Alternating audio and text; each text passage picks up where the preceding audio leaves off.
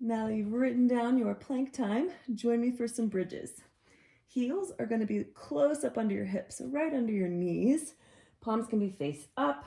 You're going to lift your hips up. The work comes from the glutes, so you shouldn't be arching too much in the low back. It will extend to neutral, but the glutes are what's doing the work here, and your neck shouldn't be stressed from this. For regular bridges, you're just going to lower down, tap, and then lift back up till you can't see your knees anymore. And then lower down, tap, and lift back up. If that feels adequately challenging for you, then I want you to stick with this, write your number down, see how many you can get. If that feels pretty easy, then you can join me for some bridge marches, in which case you count each march. And with that, the important thing is going to be keeping your hips level. So you can take that same stick that you had previously, place it across your hip bones, and you can kind of find where those are, just anywhere across your hips is fine.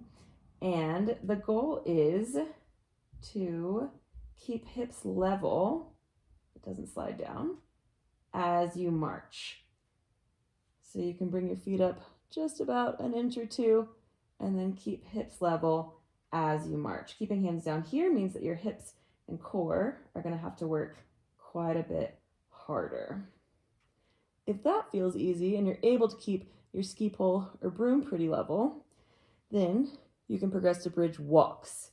And with that, same thing, trying to keep hips level, but you're going to walk your feet out one at a time, never dragging them, as far as you can.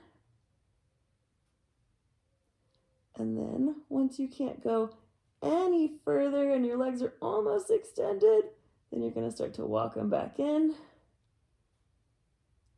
as far as you can, holding core tight, trying not to let the ski pole wiggle all over the place.